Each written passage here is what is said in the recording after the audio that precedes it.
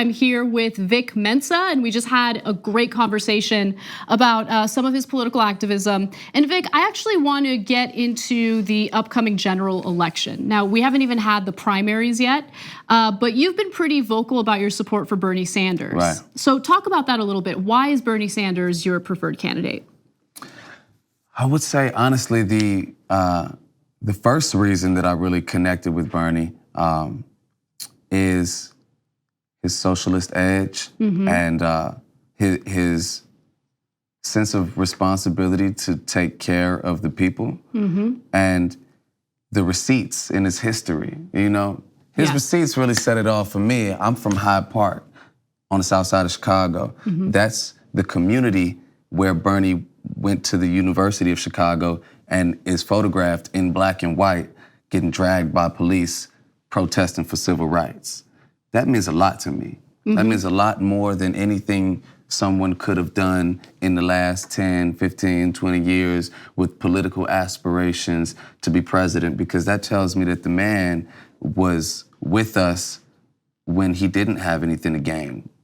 That's a great point. And I oftentimes will refer to Bernie's track record when I talk about why I support him. Because while there are candidates saying all the right things in this very moment, there's really one candidate who's had a very consistent track record. I mean, he's not perfect. There are votes that he's taken that I didn't agree with, but overall he's had the same message.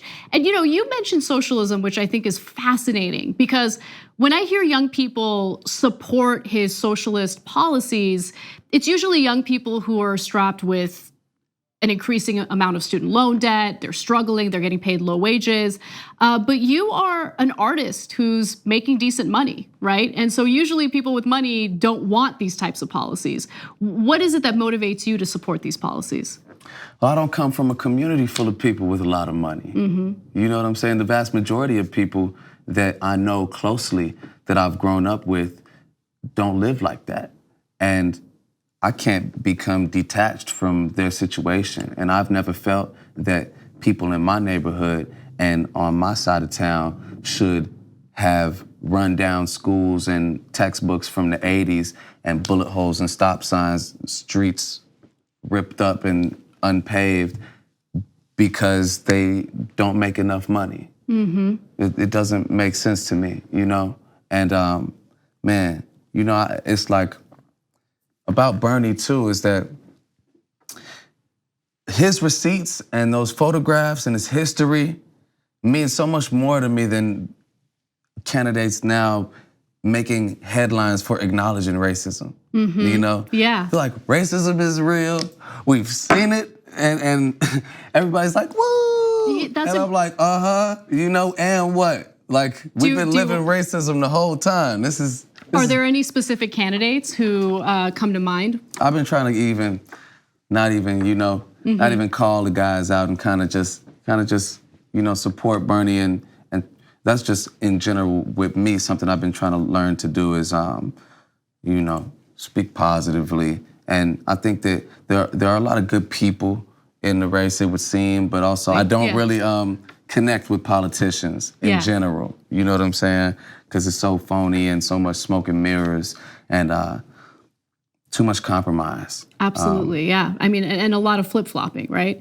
So much. So in fact, just recently, you have Mayor Bill DeBlasio in New York finally doing what he claimed he was gonna do, which is fire the cop, Pantaleo, who had put Eric Garner in a chokehold.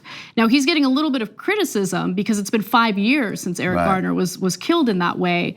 What are your thoughts on that?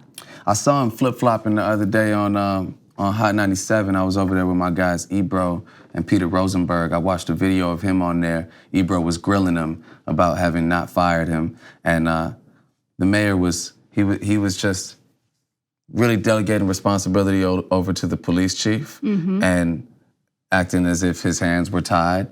The thing is, man, he's obviously in a tough position because you have these very racist organizations such as the police or Fraternal Order of Police that want to put him on a skewer if he even holds a police officer accountable. I think that this is almost too little too late. It had to happen, but nobody is really impressed anymore. You know, we all saw him kill Eric Garner in cold blood years ago, and there was no need for a 5-year investigation into what happened. That's the most mind-blowing part about this digital age, is that we'll watch it and we'll see it with our own eyes and then listen to them try to tell us something else happened. Yeah, it's frustrating. It really is. Don't believe your lying eyes, your lying ears.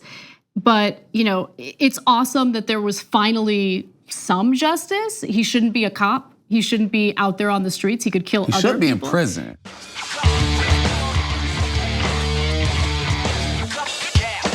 Oh, did you like that video? Well, that's great, because you never have to miss another episode of No Filter.